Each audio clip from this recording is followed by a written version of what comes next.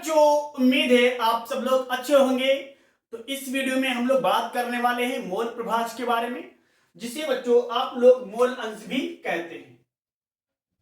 तो मोल प्रभाज बच्चों,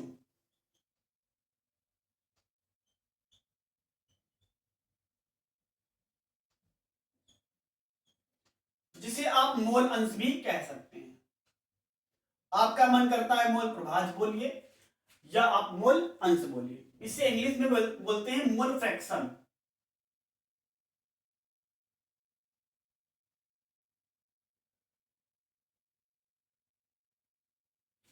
हाँ बच्चों, इसे समझने के लिए आपको एक कॉन्सेप्ट को समझना होगा कि मोल क्या होता है।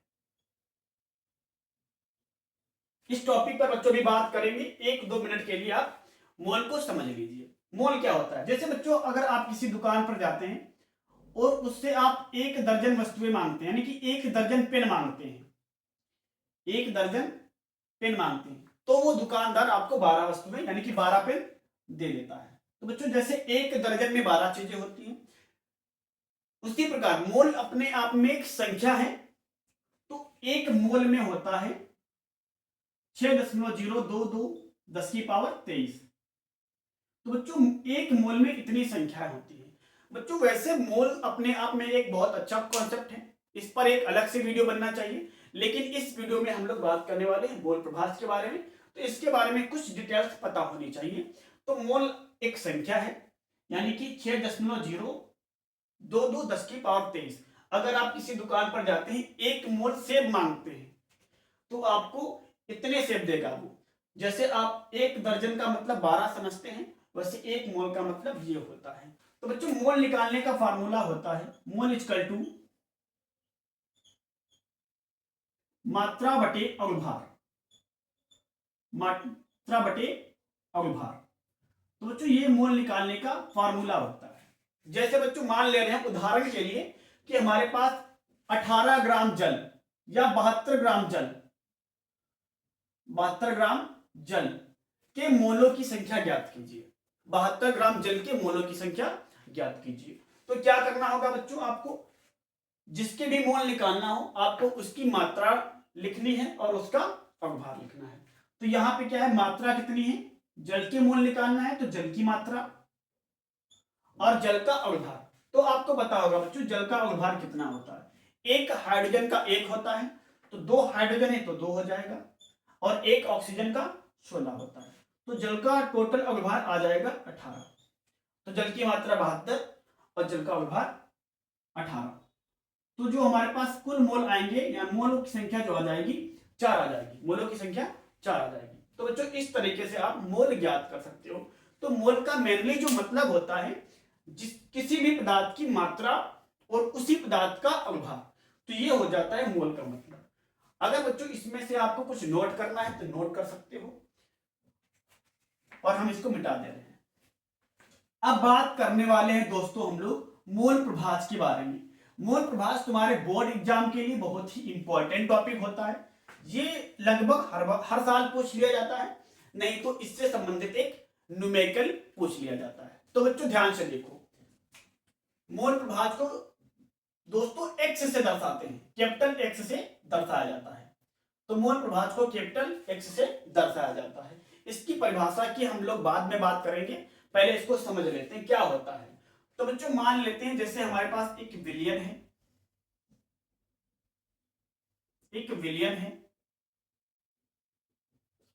उस विलियन के 2 अवयव ए और बी है। एक अवयव ए और दूसरा अवयव बी है। तो हम लोग मानेंगे बच्चों, हमने मान लिया है कि हमारे पास एक विलियन है, उसके 2 अवयव हैं, एक अवयव ए और एक अवयव B.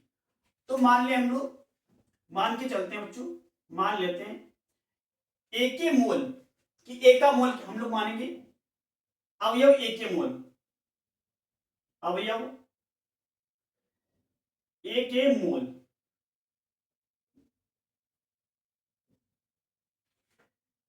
N A N A, और अवयव बी के मोल, अवयव बी के मोल।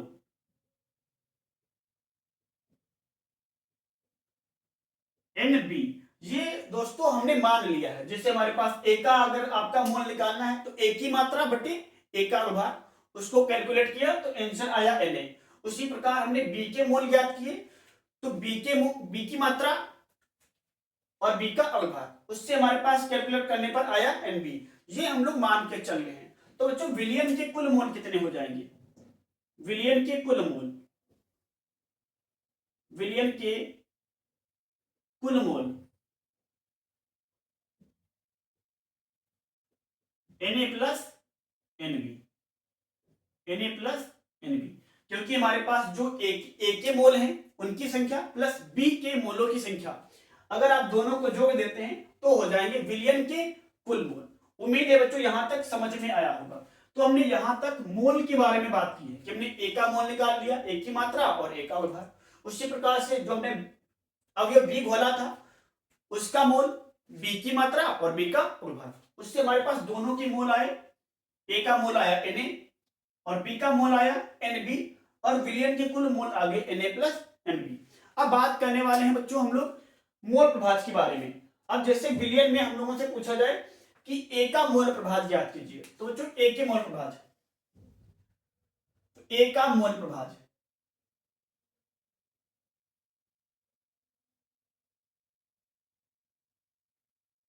अब ध्यान से सुनो बच्चों, अब यहां से मोल प्रभाज की बातें होने वाली है। तो मोल प्रभाज क्या होता है? जब किसी विलियन के किसी अवयव का मोल प्रभाज पूछा जाए, जैसे यहां पे हमने ए का मोल प्रभाज पूछा है, ये आया है मोल। अब हम लोग बात करने वाले हैं मोल प्रभाज की। तो क्या करना है आपको?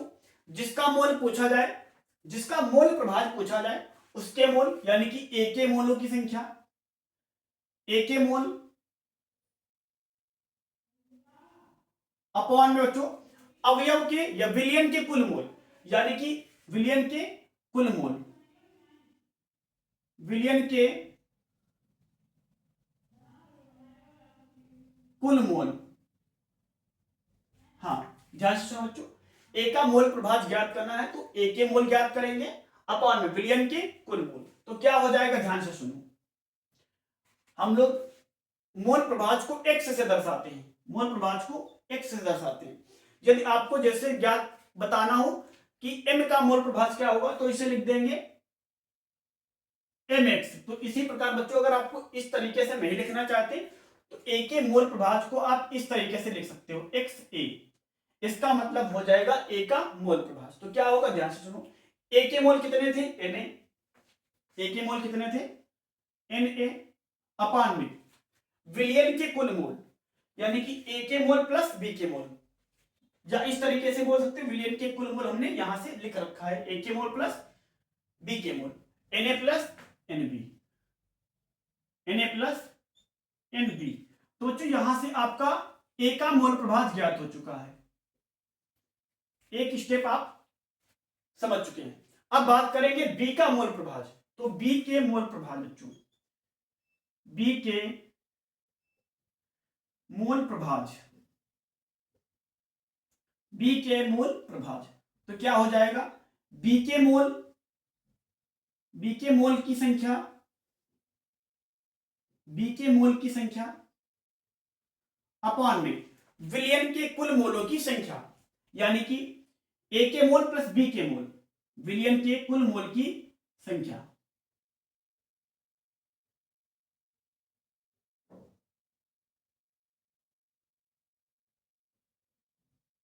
कुल मोल की संख्या, यानी कि यहां से हो जाएगा एक्स बी, इसका मतलब है बी के मोल प्रभाज। यहां से हो जाएगा बी के मोल कितने थे बच्चों? बी के मोल आए हैं एनबी, एनबी अपान में कुल mole Na plus NB, Na plus NB. तो यहां से ये हो जाता है बच्चों हमारे पास बी का मोल प्रभाज। तो उम्मीद है बच्चों यहां तक तो बात समझ में आई है। अगर आपको यहां तक बात समझ में आई है तो आप परिभाषा पूरी तरीके से समझ सकते हैं। तो जैसे बच्चों आपको मोल प्रभाज की परिभाषा को लिखना हो तो क्या कर सकते हैं? किसी विलियन का मोल प्रभाज क्या होता है? ध्यान से सुनो, किसी विलियन का मोल प्रभाज, अगर बच्चों आपको यहां तक समझ में आया है तो परिभाषा आपको खुद से समझ में आ गई होगी। तो सुने क्या होता है, लिखना है तो नोट कर लीजिए, उसके बाद ये फार्मूले नोट करने होते हैं। किसी विलयन का मोल प्रभाज, किसी विलयन का मोल प्रभाज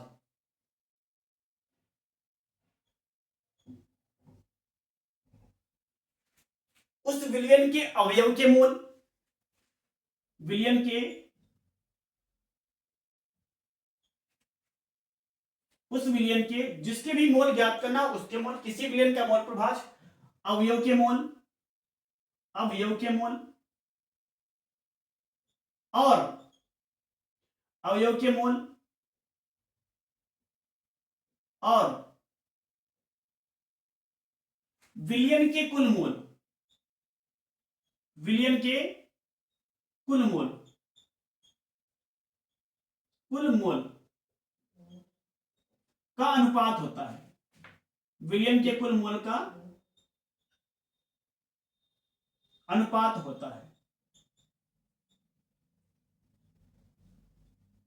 तो हाँ बच्चों, जैसे आपको यहां पर क्या था, ए के मोल ज्ञात करना था, ए का मोल प्रभाज, तो ए के मोल बटे विलयन के कुल मोल। यदि आपको बी के मोल प्रभाज ज्ञात करना हो, बी के मोल प्रभाज, तो बी के मोल बटे विलयन के कुल मोल। तो यहीं से आप परिभाषा बना सकते हो, किसी विलयन का मोल प्रभाज उस अवयव के मोल बटे विलयन के कुल मोल, उस अवयव के मोल बटे विलयन के कुल मोल के अनुपात को मोल प्रभाज कहते हैं। आप चाहे यहां से परिभाषा बनाए या यहां से, किसी विलयन का मोल प्रभाज अवयव के मोल और विलयन के कुल मोल के अनुपात को हम लोग बोलते हैं बच्चों मोल प्रभाज। तो बच्चों अगर आपको ये फार्मूला नोट करना है तो नोट कर सकते हो। अब आगे की बात कर लेते हैं हम लोग। यदि बच्चों हमसे पूछा जाए, यहां पर बात चल रही थी अलग अलग अवयव के मोल प्रभाज की बात, अलग अलग अवयव के मोल प्रभाज। यहां पर हमने ए का मोल प्रभाज ज्ञात किया और हमने बी का मोल प्रभाज किया, यानी कि ए का मोल प्रभाज क्या आया Na प्लस Nb, बी का मोल प्रभाज क्या आया Nb Na प्लस Nb, जिसका भी मोल प्रभाज ज्ञात करना हो उसके मोल अपॉन में अवयव के कुल मोल। अब हम लोग बात करने वाले हैं, यदि आपको विलयन के कुल मोल प्रभाज निकालने हो, विलयन के मोल प्रभाज निकालने हो, यानी कि x a प्लस बी, या इस तरीके से बोल सकते हो a का मोल प्रभाज प्लस बी के मोल प्रभाज, इसका मतलब हो जाएगा विलयन का कुल मोल प्रभाज, तो हो जाएगा विलयन के कुल मोल प्रभाज। तो बच्चों ए के मोल प्रभाज आए हैं Na plus Na upon Na plus Nb plus B के मोल प्रभाज, बी का मोल प्रभाज क्या आया है Nb अपॉन में Na प्लस Nb। तो बच्चों ये हो जाएंगे विलयन के मोल प्रभाज, यानी कि अगर आप ए का मोल प्रभाज और बी के मोल प्रभाज दोनों को ऐड कर देंगे तो आ जाएगा विलयन का मोल प्रभाज, यानी कि ए के मोल प्रभाज प्लस बी के मोल प्रभाज, ये हो जाएगा पूरा विलयन के मोल प्रभाज, विलयन के मोल प्रभाज।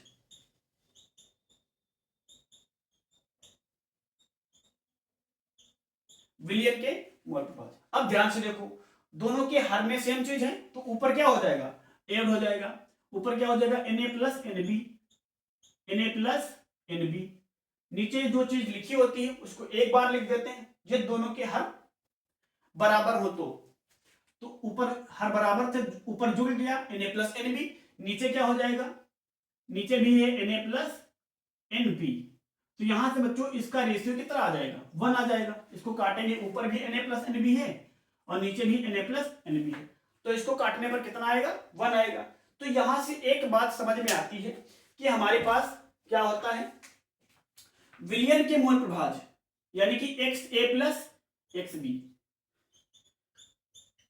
किसी विलयन के मोल प्रभाज क्या होते हैं एक होता है। आप जो विलयन है उसके सभी मोल प्रभाज को जोड़ दीजिए तो उसके बाद जो विलयन का मोल प्रभाज आएगा वो एक आता है।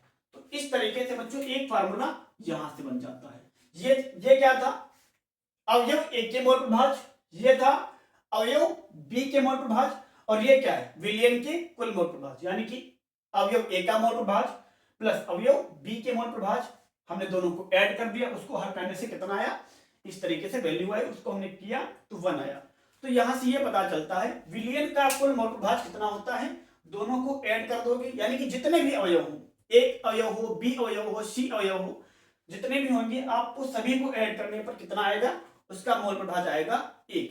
तो जैसे बच्चों यहां से एक बहुकल्पी में प्रश्न पूछ लिया जाता है कि किसी विलयन का मोल प्रभाज 1 का दे देगा, कि किसी विलयन के एक अवयव का मोल प्रभाज 0.5 है, तो दूसरे अवयव का मोल प्रभाज ज्ञात कीजिए। किसी विलयन के अवयव का मोल प्रभाज कितना है बच्चों, 0.5 है, तो दूसरे विलयन का मोल प्रभाज ज्ञात कीजिए जब अवयव हमारे पास 2 हो। अवयव कितने हैं, 2 हो। तो सिंपल सी बात है, अवयव ए का मोल प्रभाज प्लस अवयव बी का मोल प्रभाज इक्वल टू कितना होता है, 1। आपको किसी का भी दे रखा हो, इसका दे रखा हो तो इसकी वैल्यू हो जाएगी 0.5। अगर एक्स बी का दे रखा हो तो एक्स बी का मान लेते हैं, तो क्या हो जाएगा, हम मान लेते हैं एक्स ए का मोल प्रभाज दे रखा है, तो हो जाएगा 0.5 plus X B equal to 1। यहां से आएगा X B equal to 1 minus 0.5, यानी कि ये भी कितना आ जाएगा, 0.5। यहाँ पे हमने वैल्यू को मान रखा है, आप यहाँ पे वैल्यू को कुछ भी कर सकते हैं, 0.7, 0.22 कुछ भी किया जा सकता है। तो यदि दो हमारे पास कोई विलयन है, 2 अवयव का विलयन है, उसके एक अवयव का मोल प्रभाज पता है, तो आप उसके दूसरे अवयव का मोल प्रभाज इस फार्मूले की सहायता से ज्ञात कर सकते हो। अब उम्मीद है बच्चों आपको समझ में आया होगा। परिभाषा तो बहुत ही आसान है, किसी विलयन का मोल प्रभाज उस विलयन के अवयव के मोल अपान में विलयन के कुल मोलों की संख्या का अनुपात होता है, इसे बच्चों हम लोग मोल प्रभाज कहते हैं। ये फार्मूले हैं और ये विलयन का कुल मोल प्रभाज इस तरीके से निकाला जाता है, अवयव ए के मोल प्रभाज प्लस अवयव बी के मोल प्रभाज, तो इस तरीके से आंसर आ जाता है। तो बच्चों आपको नोट करना है तो नोट कर सकते हो। अब इससे संबंधित एक हम न्यूमेरिकल की बात करेंगे, तो ध्यान से देखो बच्चों, इसको मिटा रहे हैं हम।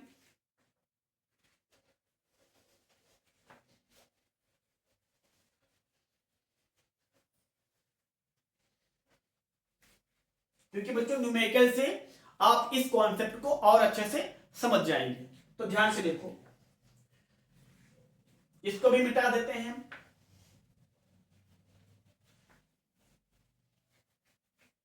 तो न्यूमेरिकल बच्चों क्या है,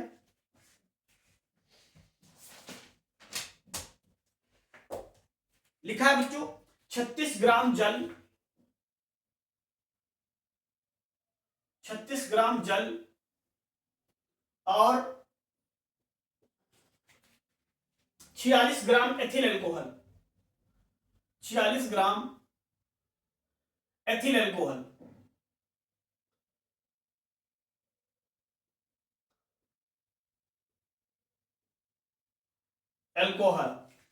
में दोनों के मोल प्रभाज की गणना कीजिए। दोनों के मोल प्रभाज की गणना कीजिए।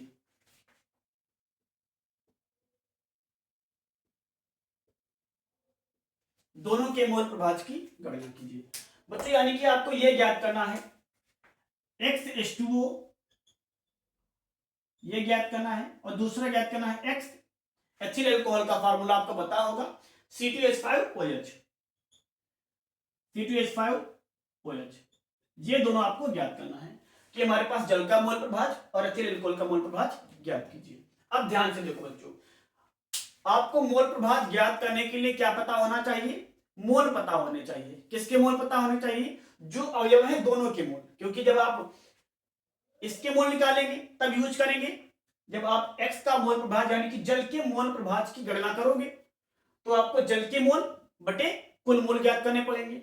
जब आप एथिल एल्कोहल का मोल प्रभाज ज्ञात करोगे तब ऊपर क्या होगा, एथिल एल्कोहल के मोल, नीचे क्या आएगा, एथिल एल्कोहल प्लस जल के मोल। तो आपको मोल प्रभाज ज्ञात करने से पहले हमेशा मोल तो ज्ञात करना ही पड़ेगा। तो हम लोग पहले बात करेंगे बच्चों जल के मोल यानी कि H2O के मोल, H2O के मोल। तो मोल का फार्मूला क्या होता है, मात्रा बटे अणुभार, मात्रा बटे अणुभार, यानी कि जिसके मोल ज्ञात करना हो उसकी मात्रा और उसके अणुभार। तो यहां से हमारे पास जल की मात्रा कितनी है बच्चों, 36 ग्राम। जल की मात्रा कितनी है? 36 ग्राम। क्योंकि मोल ज्ञात कर रहे हैं। मोल ज्ञात क्यों करना है? क्योंकि आपको पता है जब मोल प्रभाज ज्ञात करेंगे तो सिंपल की बात है, जिसका भी मोल प्रभाज ज्ञात करना होता है उसके मोल अपॉन में कुल मोल, तो मोल को तो आपको निकालना ही है।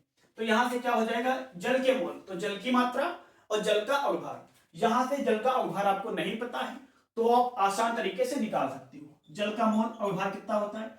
एक हाइड्रोजन का एक होता है, दो है तो दो हो जाएगा, प्लस ऑक्सीजन का कितना होता है बच्चों? 16 होता है, तो टोटल कितना हो जाएगा? 18 हो जाएगा। तो इस तरीके से क्या हो जाएगा? जल का अवभार कितना आ जाएगा? 18 आ जाएगा। तो इस तरीके से हमारे पास जो जल के मोल आएंगे, H2O के मोल, H2O के मोल कितने आ जाएंगे? 2 आ जाएंगे। ये मोल आ गए हैं। अब बच्चों हम लोग याद करेंगे एथिल अल्कोहल के मोल, यानी कि C2H5OH के मोल, C2H5OH के मोल। तो C2H5OH की मात्रा, एथिल अल्कोहल की मात्रा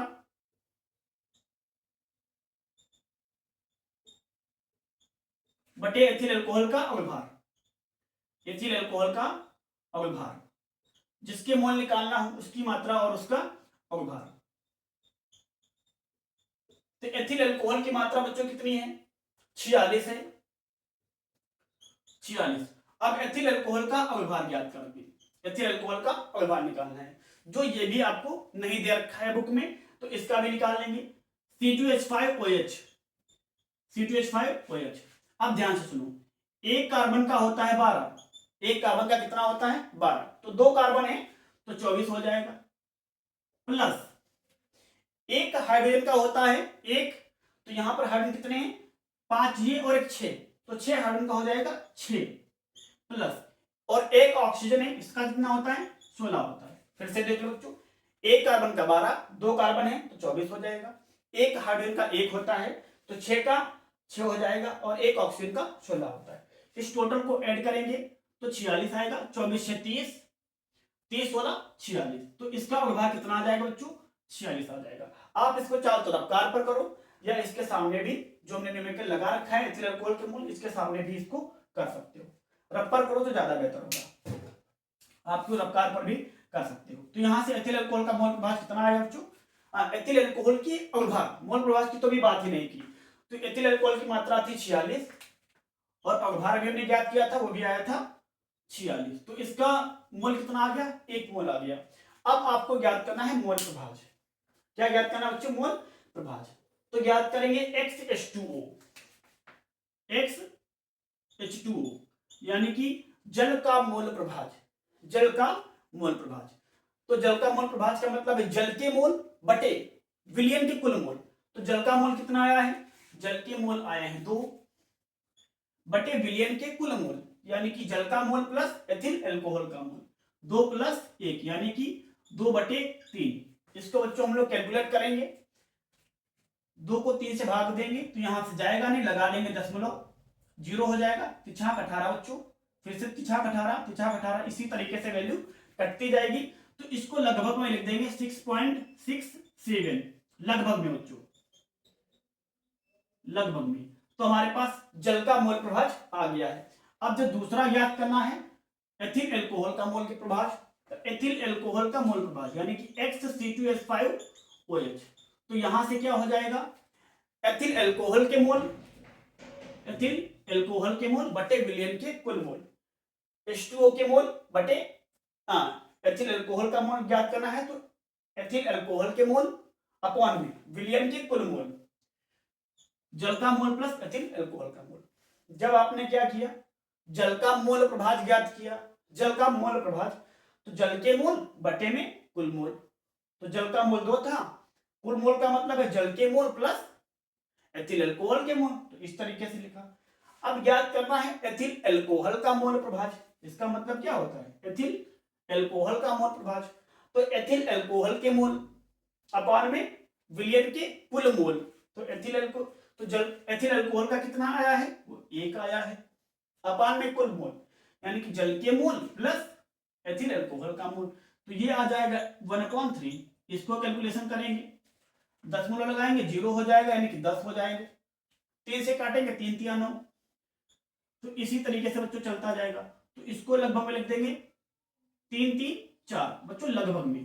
तो ये अब यहां से दोनों के मोल प्रभाज आ गए। ये आ गया जल का मोल प्रभाज और ये आ गए एथिल अल्कोहल का मोल प्रभाज। तो बच्चों आप अगर किसी का मोल प्रभाज ज्ञात करते हो तो दो चीजें निकाल सकते हो, उस विलियन के दोनों के मोल और जिसका भी मोल प्रभाज ज्ञात करना है वो दोनों ज्ञात कर सकते हो।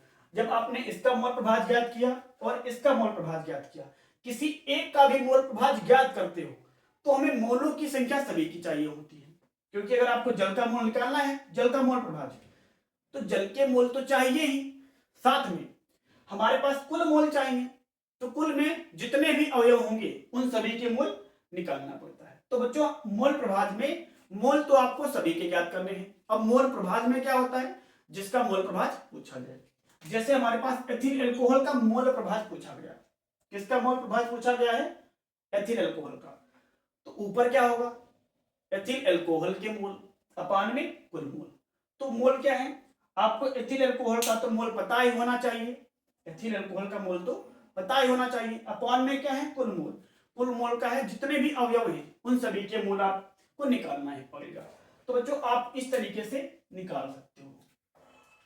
अगर बच्चों वीडियो समझ में आ रहा है तो वीडियो को लाइक कर दो और चैनल को सब्सक्राइब कर दो। अच्छा, जैसे हम अगर आपको इसको नोट करना है तो नोट कर सकते हो। जैसे एक और बात कर लेते हैं कि हमारे पास जो विलियन होता है उसका कुल मोल प्रभाज 1 होता है या नहीं होता है। कुछ बच्चे पूछ रहे हैं कि हमारे पास कि क्या सब विलियन का जो कुल मोल प्रभाज होगा उसका आंसर हमेशा 1 होता है कि नहीं होता। चलो बात कर लेते हैं कि अब से हम एक विलियन ले रहे हैं। एक विलियन, उसके 3 अवयव हैं, एक ए है और एक बी है और एक सी है। अवयव ए का मोल प्रभाज, अवयव यानी कि ए के मोल मान लेते हैं, माना ए के मोल, ए के मोल एन ए है, बी के मोल एन बी है और सी के मोल, सी के मोल एन सी आई। यानी कि इसका मोल है, मोल का मतलब होता है ए की मात्रा, ए का अवयव कैलकुलेट किया, ये आ गया।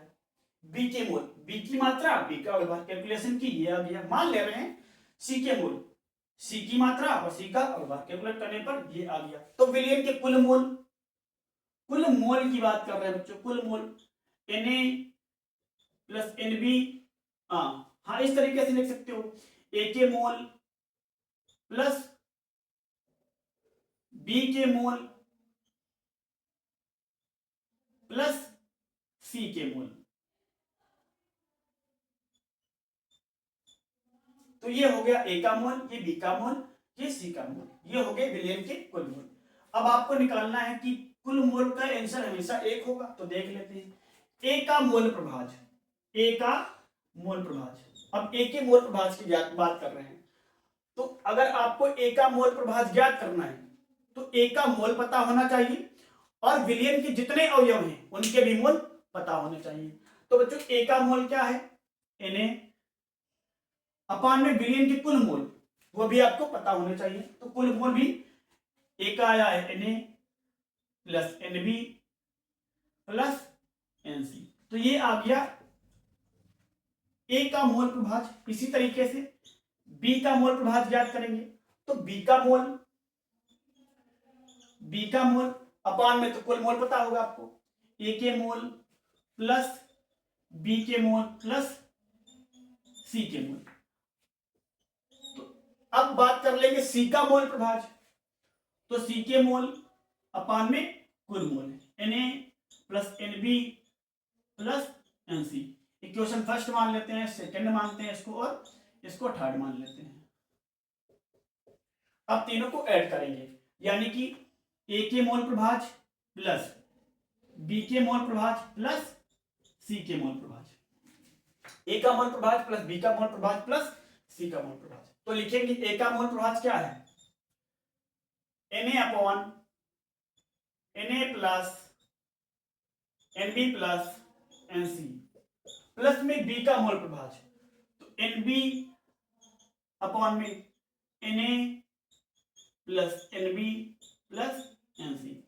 प्लस में बात करेंगे सी के मोल प्रभाज, ए का मोल प्रभाज प्लस बी का मोल प्रभाज प्लस सी का मोल प्रभाज।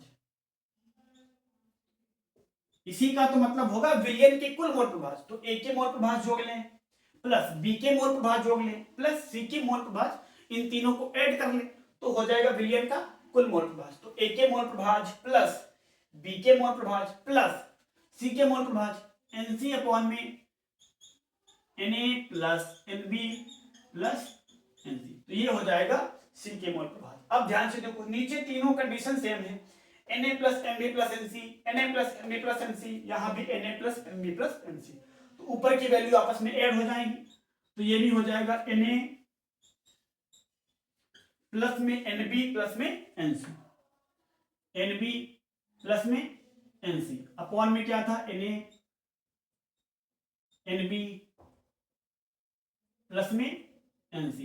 तो ये वैल्यू ऊपर और नीचे दोनों सेम है, तो ये आपस में कटकर कितनी आएंगे जो 1 आ जाएगा। तो हाँ ये बात सत्य है कि किसी भी विलयन का मोल प्रभाज हमेशा एक होता है। किसी भी विलयन के अवयव के कुल मोल प्रभाज का जो आंसर आता है वो कितना आता है बच्चों 1 होता है। यानी कि XA plus XB plus XC equal to कितना आएगा 1 आएगा। यानी कि A के मोल प्रभाज प्लस B के मोल प्रभाज प्लस सी के मोल प्रभाज इक्वल टू कितना आएगा 1 आएगा। तो आपको बच्चों आपको एक बात तो समझ में आई होगी, यदि आपको मोल प्रभाज ज्ञात करना है तो उससे पहले आपको अवयव जितने भी अवयव हैं उन सबके मोल ज्ञात करने होंगे, और फिर जिसका भी मोल प्रभाज पूछा जाए उसके मोल अपॉन में कुल मोल। तो इस तरीके से आप सभी के मोल प्रभाज ज्ञात कर सकते हो। तो परिभाषा बिल्कुल आसान है, किसी अवयव का मोल प्रभाज, अवयव के मोल और विलयन के कुल मोल का जो अनुपात होता है उसे बोलते हैं मोल प्रभाज। फिर से एक बार बोल रहा हूं, किसी विलयन का मोल प्रभाज, अवयव के मोल और विलयन के कुल मोल का अनुपात होता है। तो बच्चों उम्मीद है ये वीडियो आपको समझ में आया होगा। वीडियो अच्छा लगा हो तो वीडियो को लाइक कर दो, चैनल को सब्सक्राइब कर दो और इसे अपने दोस्तों में शेयर जरूर कर दो।